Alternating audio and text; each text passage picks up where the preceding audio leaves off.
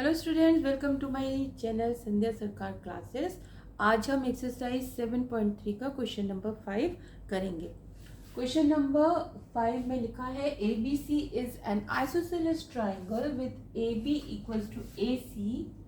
Draw A P perpendicular, ये sign है perpendicular का, B C to show that angle B equals to angle A. सबसे पहले हम जो मेन फिगर दिया हुआ है वो बना लेते हैं। A B C is an isosceles triangle, यानी एक ऐसा ट्राइंगल जिसकी दो साइड्स इक्वल है।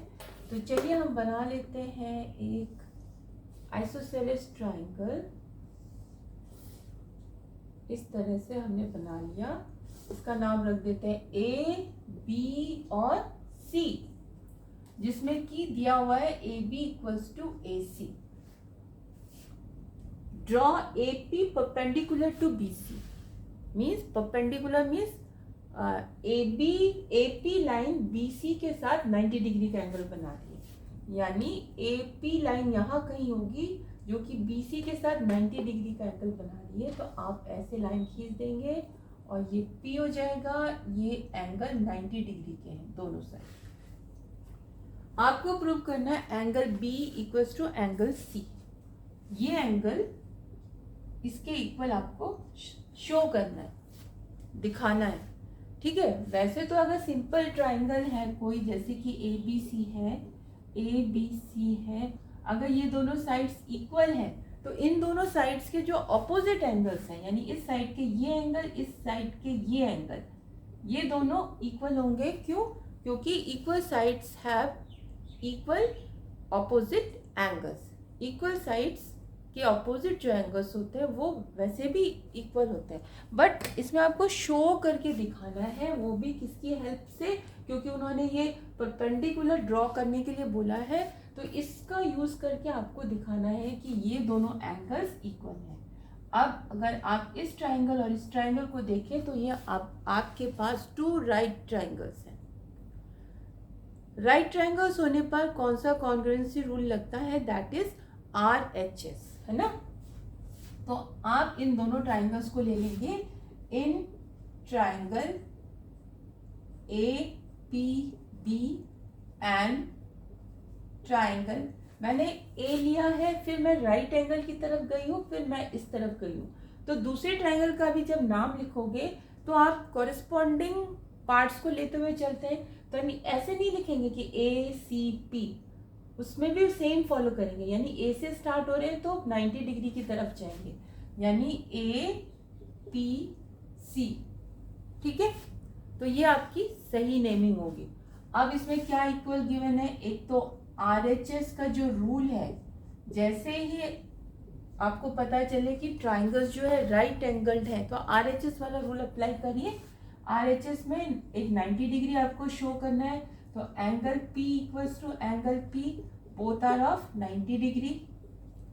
हाइपोटेन्यूज दिखाना है, मीन्स 90 डिग्री के सामने वाली साइड और इस 90 डिग्री के सामने वाली साइड, ये दोनों हाइपोटेन्यूज है। ये हाइपोटेन्यूज है इस ट्राइंगल का, ये हाइपोटेन्यूज है इस ट्राइंगल का। तो आप लिखेंगे AB इक्वल्स टू AC। यहाँ से भी नाम चेक कर सकते हैं कि आपका ये AB साइड है, इसका AC साइड है, तो इसका ना नेमिंग सही चल रही है। ये क्या हुआ? गिवन है। ठीक है, अब आपको एक साइड लेना है।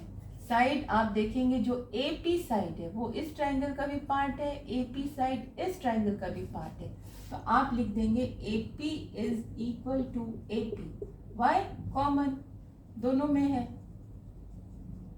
तो यानी आपका RHS वाला जो रूल है वो फुलफिल हो रहा है। therefore you will write triangle APB is congruent to triangle APC by which rule? By RHS rule, congruency rule।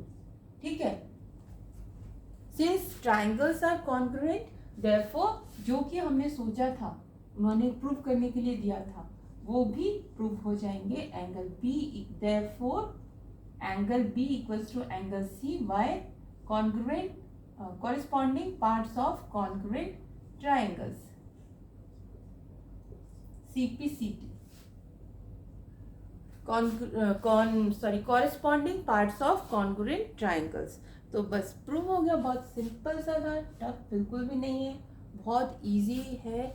सबसे पहले तो क्वेश्चन पढ़ के कभी भी मत घबराइए, क्वेश्चन आराम से पढ़िए, आराम से उसको जो मेन फिगर दिया हुआ है कि आइसोसेलेस ट्राइंगल है तो ट्राइंगल बनाइए, पैरेललोग्राम है तो पैरेललोग्राम बनाइए, जो भी जैसा भी दिया है बनाइए, मार्क करिए, कंसंट्रेट करिए कि किस कॉन्ग्रुएंसी रूल को अप्लाई कर सकते हैं। देखिएगा सारे सम्स फटाफट कर लेंगे, चाहे किस तरह का भी सम हो।